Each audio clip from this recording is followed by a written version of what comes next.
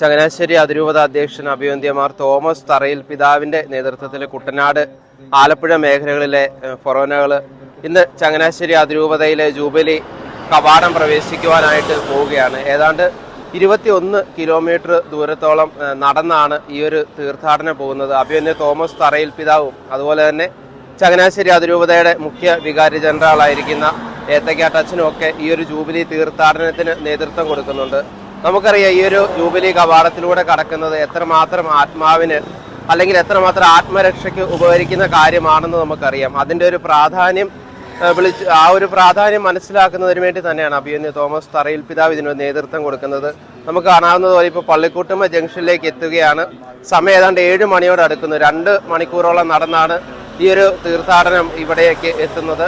നമുക്ക് അഭിവന്ദ്യ തോമസ് തറയിൽ പിതാവിനോട് തന്നെ ബാക്കി കാര്യങ്ങൾ, പിതാവ് ഇതിനൊരു നേതൃത്വം കൊടുക്കുമ്പോൾ പിതാവിനോട് തന്നെ നമുക്ക് ചോദിച്ച് കാര്യങ്ങൾ മനസ്സിലാക്കാം.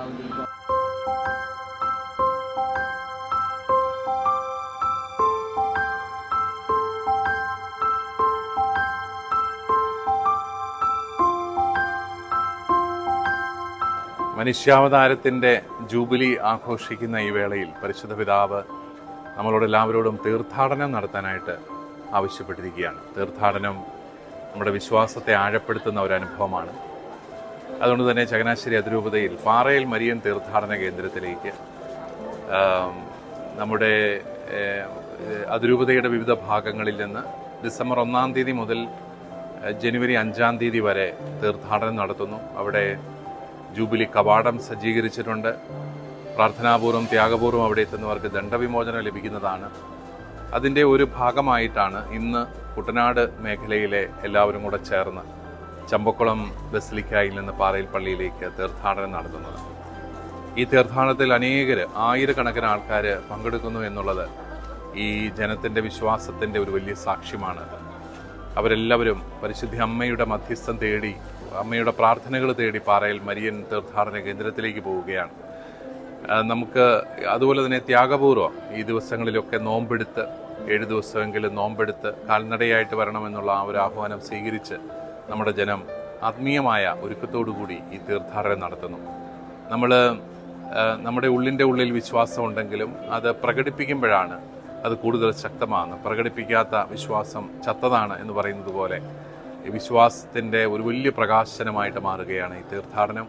അത് നമ്മുടെ ജനത്തിൻ്റെ വിശ്വാസത്തെ ആഴപ്പെടുത്താനും പരിശുദ്ധ അമ്മയുടെ പ്രാർത്ഥനകൾ തേടിക്കൊണ്ട് നമ്മുടെ കർത്താവിൻ്റെ വലിയ രക്ഷാകരമായ അനുഭവം സ്വന്തമാക്കാനും എല്ലാം ഇടയാകും എന്ന് വിശ്വസിക്കുകയാണ്.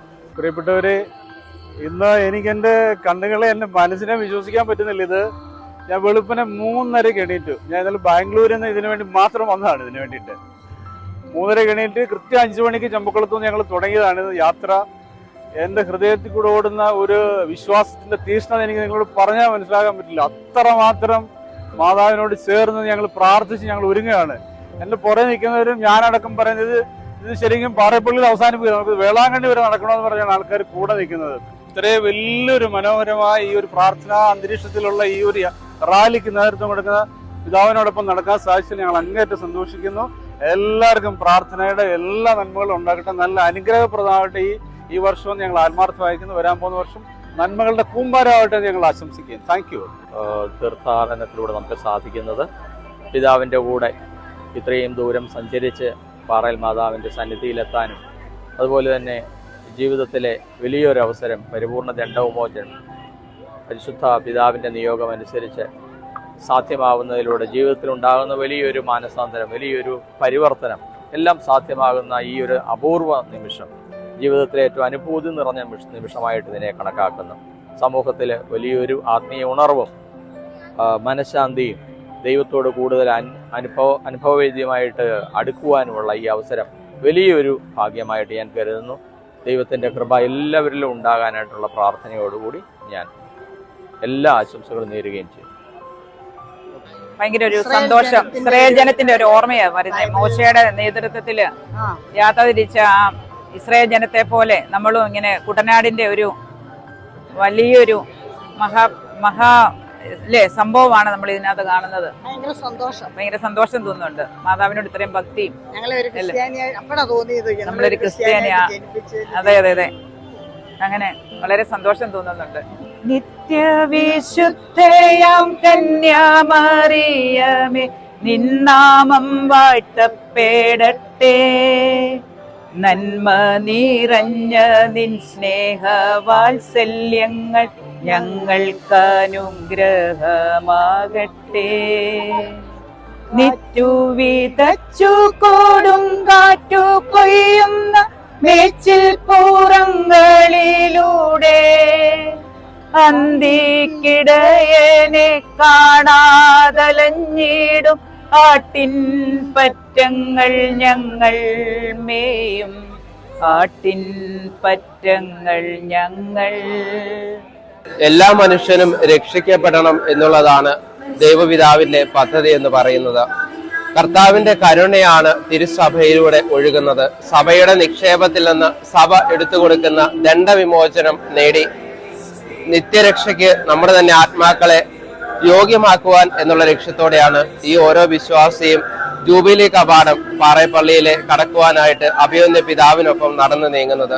ഈ ദണ്ഡവിമോചനത്തിന്റെയും ആത്മാവിന്റെ രക്ഷയുടെയും ഒക്കെ പ്രാധാന്യം എത്രമാത്രം ഉണ്ടെന്ന് ഈ ജനത്തിന് മനസ്സിലാക്കി കൊടുക്കുവാൻ വേണ്ടിയാണ് ഏതാണ്ട് 21 കിലോമീറ്റർ ദൂരത്തോളം അഭിവന്ദ്യ പിതാവും ഈ ഒരു തീർത്ഥാടന യാത്രയൊക്കെ നേതൃത്വം കൊടുത്തുകൊണ്ട് ഇവരുടെ മുമ്പിൽ നിന്ന് നയിച്ച് മുമ്പോട്ട് പോകുന്നത്.